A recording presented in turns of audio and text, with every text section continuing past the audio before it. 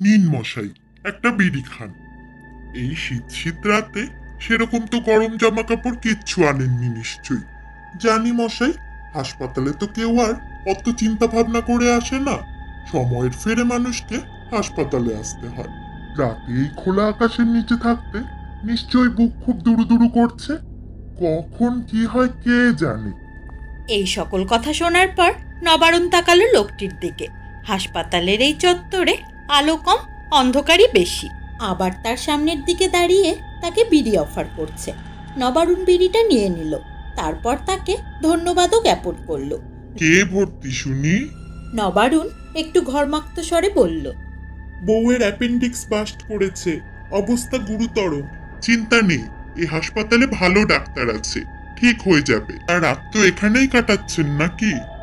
হ্যাঁ, আর কি। কিন্তু এই ঠান্ডায় খোলা আকাশের নিচে থাকবেন কি করে? কি আর করা যাবে, রাতে কখন দরকার পড়বে। আর তাছাড়া বাড়ি আমার অনেক দূর, গেলে তো আর হট করে আসতে পারবো না। কিছু মনে না করলে একটা কথা বলতে পারি। হাসপাতালের পেছনেই আমার বাস, আজ রাত আমার ওখানেই না হয় কাটিয়ে দিতে পারেন। আর তাছাড়া দরকার পড়লে হাসপাতালে আসতে তো মাত্র 2 মিনিট। নবারুণ একটু অবাক হয়ে গেল। গায়ে পড়ে বিড়ি খাওয়ালো, রাতে আবার থাকতেও বলছে। কোনো বদমতলব নেই তো লোকটার। সেও অবশ্য কম যায় না, থাকে যদিও বা দূরে, তবে এই চত্বরেই তার কাজ কারবার। আর সে কারণে তার চোরা পকেটে সব সময় সেই অস্ত্রটা রাখতেই হয়। নবারুণ বিড়িটা ফেলে তাকে জিজ্ঞেস করলো, মশাইয়ের নামটা কি? আগে আব্দুল। তারপর তিনি নবারুণের মুখের সামনে গিয়ে বলল, চেনেন নাকি? লোকটার মুখটা কেমন যেন অদ্ভুত ধরনের।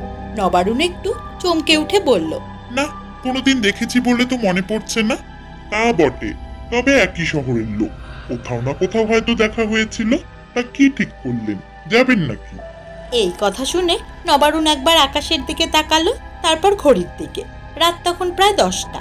এখনই যা ঠান্ডা লাগছে, রাতে সেটা যে আরো জাকিয়ে বসবে সেটা পরিষ্কার বোঝা যাচ্ছে। আর তার বউটাকে হাসপাতালে নিয়ে আসার আগে সেরকম কিছু ভেবেও আসেনি।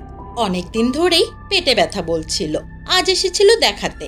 কিন্তু এ যে এত গুরুতর সে আগে জানতেও পারেনি। অগত্যা বউকে হাসপাতালে ভর্তি করানো, রাতে এখানে থাকা, কাল নাকি পেট কাটবে। তা বাড়িতে কি একা থাকা হয় বুঝি? একা? এখন তো একাই থাকি। তবে জানেন, আমারও একটা বউ ছিল, গত বছর আগুনে পুড়ে মারা গেছে। এই হাসপাতালেই এনেছিল, কিন্তু বাঁচল না। ও, তার মানে এখন একাই থাকা হয়। তাতে কি, রান্না বান্নার তো আর বালাই নেই। রাস্তার দোকানেই দুবেলার পেট চলে যায়। থাকবেন নাকি আজ? সে তো থাকাই যায়। শীতে সেরকম পোশাকও আনিনি, আর মোবাইল নাম্বার তো দেয়াই আছে। দরকার হলে চলে আসতে পারবো তো? আরে হ্যাঁ হ্যাঁ মশাই, দরকার হলে আমি তো আছি, চলে আসবো আপনার সাথে। হাসপাতালেরই লাগোয়া পিছনে একটা দুর্গন্ধময় জায়গার পাশে ভাঙাচোরা দরমার বেড়া দিয়ে ঘেরা একটা ঘরে নবারুণকে নিয়ে গেল আব্দুল। আসার সময় গন্ধ লাগছিল, কিন্তু ঘরের ভেতরে সেরকম দুর্গন্ধ নেই। বেশ পরিপাটি করে সাজানো ঘরটা। একটা তক্তপোষও আছে ঘরে। নবারুণ জিজ্ঞেস করলো, একা মানুষ আপনি, তবে ঘরদোর তো বেশ পরিপাটি করে গুছিয়ে রেখেছেন দেখছি। ওই আর কি। তা রাতে তো কিছু খাননি, খিদে টিদে পেয়েছে নাকি? তা সে একটু পেয়েছে আর কি। তা চলুন, আপনার ওই দোকান থেকে খেয়ে আসি। আপনাকে আর কষ্ট করে যেতে হবে না মশাই, বলে দিয়ে আসছি, দিয়ে যাবে ক্ষণ। ঘরে একটা কুপি জ্বলছে। আব্দুল এসেই সেটা জ্বালিয়ে দিয়েছিল। সেই কুপির আলোয় চারদিক দেখতে লাগলো নবারুণ। বেশ গা ছমছম করা ঘর। ঘরটার চারপাশে আর কোনো বাড়িঘর নেই। হাসপাতালের একদম পিছনের চত্বরে ভাগাড় পেরিয়ে এই ঘর। হঠাৎ তার মনে পড়ল, হাসপাতালের পেছন মানে তো মর্গ। গাটা যেন কেমন শিউরে উঠল নবারুণের। কিন্তু কেন সে বুঝল না। তার যা কাজকর্ম করতে হয় তাতে সবসময় প্রাণ হাতে করে বাড়ি থেকে বেরোতে হয়। কখন কি হবে কেউ জানে না। কিন্তু আজ এই নিশুতি রাতে মর্গের সামনে একটা অজানা অচেনা ঘরে একা একা বসে থাকতে তার কেমন যেন শরীরটা করতে লাগলো। ঘরটিতে একটা টিনের দরজা আছে, বাইরে যাওয়া আসা। সেটা এখন খোলা। নবারুণ মনে মনে একটু বিচলিত হয়ে উঠল। একা একা থাকার কারণে হয়তো। হঠাৎ তার চোখ গেল দরজার সামনে একটা জলজল করা চোখের দিকে। তার দিকে যেন চেয়ে আছে। নবারুণ একটু থম মেরে গেল। সে শুনেছিল মর্গে নাকি তেনারা ঘোরাফেরা করেন। চট করে নবারুণ তক্তপোষের উপর পা তুলে বসলো।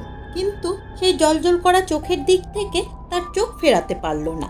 এরপর নবারুণের ভয় কাটলো তখনই আব্দুল যখন ঘরে ফিরে এসে বলল, কালি বিল্লি আমার কাছে রোজ খেতে আসে, আজ কিছু নেই, দোকানহাট সব বন্ধ, দেখি ঘরে কিছু আছে নাকি। ঘরের ভেতরের কুপিটা হাতে নিয়ে ঘরের মধ্যেই একটা কোণার দিকে ছোট্ট ঘেরাও করা একটা রান্নার জায়গা আছে, সেখানে গিয়ে কি একটা দেখে চলে এলো আব্দুল। এসে বলল, আজ রাতে খাওয়ার জন্য অপেক্ষা করতে হবে, বাজার আছে কিন্তু রান্না হয়নি। তা মশাই রান্না করবেন নাকি এখন? রান্না আর আমি জীবনে কোনোদিন করিনি। তবে কে করবে? আমি কিন্তু রান্না জানি না। আরে না না, আপনাকে করতে হবে না, ফুলমণি আসবে, ফুলমণি এসে রান্না করে দেবে। এত রাতে ফুলমণি কখন আসবে আর কখনই বা রান্না করবে? ও তো রাতেই আসে মশাই, রাতেই ওর কাজ কারবার। নবারুণ মনে মনে ভাবলো লোকটার রসকস আছে, 1 বছর হলো বউ নেই, তাই হয়তো এই ফুলমণি। সে মুখে বলল, তাহলে আমি ফিরে যাই, ওখানেই আজ রাত না হয়ে কাটিয়ে দেব কোনো রকমে। আব্দুল তড়াক করে খাট থেকে নেমে বলল, চলে যাবেন যে? চলে যাবেন মানেটা কি? ফুলমণিকে না দেখেই চলে যাবেন? ওকে দেখার জন্যই তো আপনাকে নিয়ে এলাম। ফুলমণিকে দেখানোর জন্য আমাকে নিয়ে এসেছেন? ঠিক বুঝলাম না তো।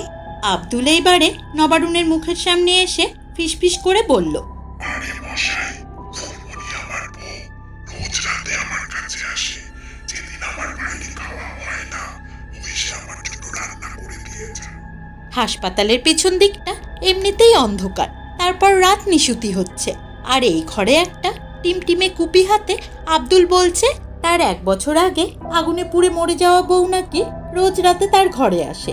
বুকটা একটু কেঁপে উঠলেও নবারুণ সাহস নিয়ে বলল, কিন্তু আপনার বউ যে 1 বছর আগে। তাতে কি, মরার পরে আসতে কি কোনো মানা আছে? কেউ জানেন তো বিশ্বাস করে না যে আমার ফুলমণি আমার কাছে রোজ আসে, তাই আপনাকে ধরে আনলাম দেখাবো বলে। আমি না হয় মিছে বলি, কিন্তু আপনি দেখে যদি একটিবার বলেন তাহলে আমার একটু ভরসা হয় আর কি। নবারুণ একটা ঢোক গিলে বলল, বউকে খুব ভালোবাসতেন বুঝি? হয় এরকম, জানেন তো, আপনার মনে হয় সে আসে, কিন্তু আসলে এসব মনের ভুল। বিশ্বাস করুন মশাই, আমি একটিও মিছে বলছি না, ও রোজ আসে, আমার ঘর তো সব গুছিয়ে দেয়, রান্না বান্না করে রাখে আমার জন্য। আজও আসবে, দেখবেন, ঠিক রাত 12টার পর। নবারুণের আর সহ্য হলো না, মনে হলো সে এক পাগলের পাল্লায় পড়েছে। সে বলে উঠল, আমি মশাই ওই হাসপাতাল চত্বরেই যাই, ওখানে আমার কোনো অসুবিধা হবে না, 1 রাত তো ঠিক কেটে যাবে। বিশ্বাস করুন মশাই, আমি পাগল নই। এই দেখুন, এটা হলো সরকারি হাসপাতাল, আপনার বউয়ের কাল অ্যাপেন্ডিক্সের অপারেশন। দেখুন, আমি পাগল হলে কি এসব মনে রাখতে পারতুম? একটা বার থাকুন আমার সঙ্গে। লোকের কথা শুনলে এখন আমারও মনে হয় ফুলমণি একটা স্বপ্ন, কিন্তু বিশ্বাস করুন ও স্বপ্ন নয়। আজ একবার আপনি নিজের চোখে দেখে আমাকে ভরসা দিন। নবারুণ ভাবলো কি আপদ, বউয়ের চিকিৎসা করাতে এসে কি পাগলের পাল্লায় পড়া গেল। যা হবে হোক, আজ রাতটা না হয় এখানেই কাটিয়ে ভোর হতেই কেটে পড়তে হবে। ঠিক আছে মশাই, আজ রাতটা না হয় আমি এখানেই কাটিয়ে যাচ্ছি।